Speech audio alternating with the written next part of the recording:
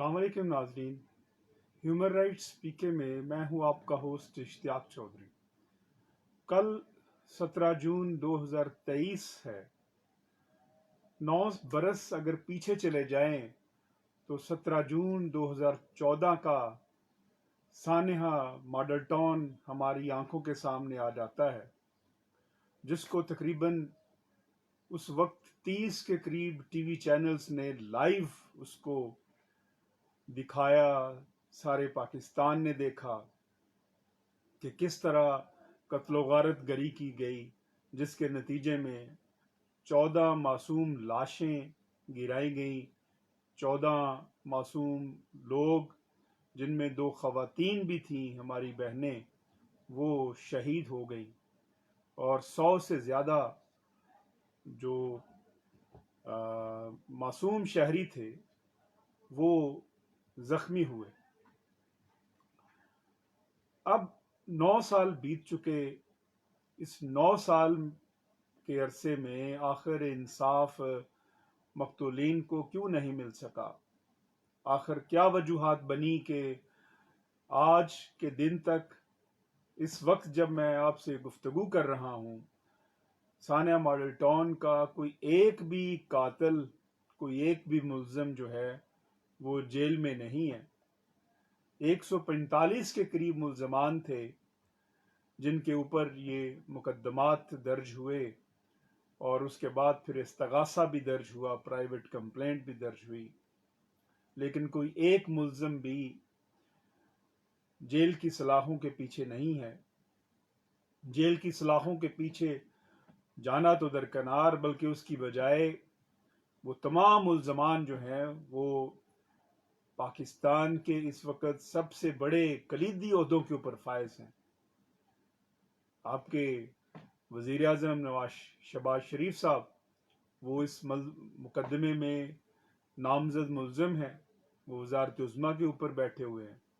وہ دوسرے جو لنڈن گئے تھے 50 روپے کے سٹیمپ پیپر کے اوپر، وہ وہاں سے واپس آ رہے ہیں وزیر اعظم بننے کے لیے۔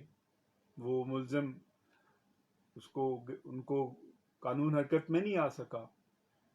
رانا ثناء اللہ صاحب ہیں، وہ اس وقت آپ کے وزیر داخلہ ہیں۔ ایک موصوف وزیر ریلوے ہیں، اور اسی طرح باقی جو ہیں تمام وہ جو سانحہ ماڈل ٹاؤن کے قتل میں ملوث تھے، جن کے اوپر ایف آئی آرز تھیں، ان کو اعلیٰ عہدوں سے نوازا گیا ہے اور نوازا جا رہا ہے۔ ایسا کیوں ہے؟ پاکستان کے عوام، 24 کروڑ عوام یہ سوال پوچھتے ہیں کہ آخر کیا وجہ ہے کہ جو ہمارا نظام انصاف ہے، وہ سانحہ ماڈل ٹاؤن کے جو قاتل تھے، جو ملزمان تھے، ان کو وہ سزا کیوں نہیں دے سکا؟ آخر کچھ تو وجوہات ہوں گی۔ 2018 میں جب سپریم کورٹ نے یہ حکم کیا کہ تیسری جی آئی ٹی بنائی جائے، اور اے ڈی خواجہ صاحب کی سربراہی میں تیسری جی آئی ٹی بنی، اور اس جی آئی ٹی کے نتیجے میں جب غالباً 30 مارچ 2019 کو رپورٹ جو 173 کی رپورٹ ہے وہ سبمٹ ہونی تھی عدالت میں ٹرائل کے لیے، اور اس کو چیلنج کر دیا گیا ہفتہ قبل، اور معزز عدالت لاہور ہائی کورٹ نے اس کے اوپر سٹے آرڈر جاری کر دیا، اور اس سٹے آرڈر کو آج کے دن تک 4 سال بیت گئے۔ ان 4 سالوں میں معزز عدالت ہائی کورٹ یہ فیصلہ نہیں کر سکی کہ قانون کے مطابق کہ کیا تیسری جی آئی ٹی غیر قانونی تھی یا قانونی تھی، اور معاملہ جوں کا توں ہے۔ کئی دفعہ بینچ بنے، کئی دفعہ بینچ ٹوٹے، لیکن انصاف نہیں مل سکا۔ آخر کیوں نہیں انصاف مل سکا؟ پاکستان کا نظام انصاف آخر عام آدمی کو انصاف کیوں نہیں دے سکتا؟ پاکستان کے نظام انصاف کے لیے ثانیہ ماڈل ٹاؤن کا مقدمہ ایک چیلنج تھا اور پاکستان کے نظام انصاف کو اس چیلنج کو ایڈریس کرنا چاہیے تھا اور داد رسی کرنی چاہیے تھی مقتولین کے خاندان کی، تاکہ آپ یہ بتا سکتے کہ ہمارے ہاں نظام انصاف قائم ہے،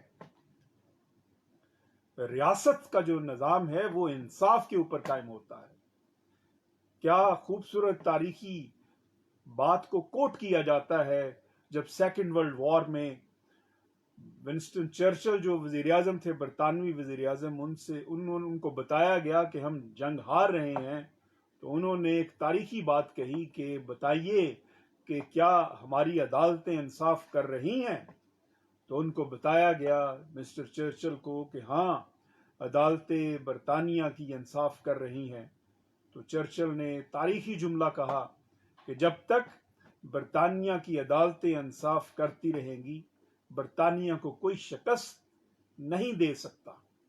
آج یہی سوال ثانیہ ماڈل ٹاؤن کو سامنے رکھتے ہوئے پاکستان کے ان حلقوں سے میں کرنا چاہتا ہوں۔ میرا یہ سوال chief justice supreme court of Pakistan سے ہے، میرا یہ سوال chief justice honourable Lahore high court سے ہے، میرا یہ سوال ان معزز جج صاحبان سے ہے جو اس کیس کی سماعت کر رہے ہیں، جنہوں نے اوتھ کی، جنہوں نے حلف اٹھایا ہوا ہے آئین کی پاسداری کا، جنہوں نے حلف اٹھایا ہے آئین کے اوپر عمل کرنے کا، کہ آخر ہم سب اس کے جواب دہ نہیں کہ 9 برس بیت گئے اور انصاف نہیں مل سکا، تو پھر عوام کیا سمجھے کہ یہ نظام صرف اور صرف 1% کرپٹ اشرافیہ کے تحفظ کے لیے ہے اور 99% عوام جو ہیں ان کے لیے یہ نظام انصاف بنا ہی نہیں ہے، کہ ان کو یہ انصاف فراہم نہیں کر سکتا۔ جن کو جیلوں میں ہونا چاہیے تھا، اس نظام نے ان کو اقتدار کے وانوں میں بٹھایا ہوا ہے، اور مقتولین کے ورثاء اور وہ کارکنان پاکستان عوامی تحریک کے جو زخمی ہوئے تھے وہ کیس بھگت رہے ہیں، اور ان کے خلاف ایک طرح سے FIR جو اسٹیٹ کی جانب سے تھی وہ چل رہی ہے۔ اس ساری صورتحال کے اندر سوال یہ بنتا ہے کہ شہداء ہوتے ہیں، بے شک 9 مئی کا جو واقعہ ہوا ہمارے دل رنجیدہ ہوئے، تقدس شہداء کا مجروح ہوا، قانون حرکت میں آیا، اور جو گرفتاریاں ہوئیں 1 ماہ کے اندر اندر جو ہے وہ انصاف ہوتا نظر آیا۔ لیکن میرا یہ سوال ہے کہ 9 مئی کی طرح ثانیہ ماڈل ٹاؤن کے شہداء کا تقدس اور ان کی حرمت بھی تو ہے، ان شہداء کے اوپر ہمیں انصاف کب ملے گا؟ ہمارے شہداء کے اوپر قانون کب حرکت میں آئے گا جس طرح 9 مئی کے واقعات میں حرکت میں آیا؟ اور ہم کو یہ اطمینان ہوا کہ جو 9 مئی کے کلپریٹس ہیں ان کو سزا ملے گی۔ اسی طرح جو 17 جون 2014 کے جو سارے مل کے جنہوں نے سازش کی تھی اور جنہوں نے بپا کیا ثانیہ ماڈل ٹاؤن، ان کے خلاف قانون حرکت میں کب آئے گا؟ یہ آج پاکستان کا ہر شہری پوچھتا ہے اور پوچھ رہا ہے، اور حق بجانب ہے پوچھنے میں، کہ ہمارے جو شہداء ہیں ان کے اوپر بھی تو قانون اسی طرح حرکت میں آنا چاہیے۔ ہمارے شہداء جن کے اوپر گولیاں چل رہی تھیں، ہماری بہنوں کے اوپر جب گولیاں چل رہی تھیں، تو سارے ٹی وی چینلز اس کو لائیو دکھا رہے تھے اور وہ سارے موجود ہیں. جسٹس علی باقر نجفی کمیشن صاحب کی رپورٹ موجود ہے اور جسٹس علی باقر نجفی کمیشن نے پورا پنجہ کر دیا ہے ان کے اوپر جو اس وقت حکمران ہیں. جسٹس علی باقر نجفی کمیشن کی رپورٹ کی روشنی میں اور آپ کی اپنی ساری رپورٹس کی موجودگی میں روشنی میں پاکستان کے عوام کا یہ مطالبہ ہے اور پرزور مطالبہ ہے کہ وہ انصاف کے تقاضے پورے کریں اور ثانیہ ماڈل ٹاؤن کے جو قاتل ہیں ان کو گرفتار کر کے ان کے خلاف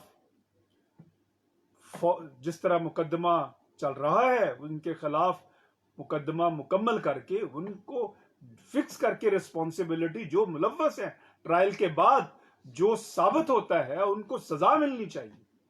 What we are asking nothing than only the due process of law against those who assaulted upon the innocent citizens of Pakistan, who hatched the conspiracy to assault upon the Minhajul Quran International and its innocent workers.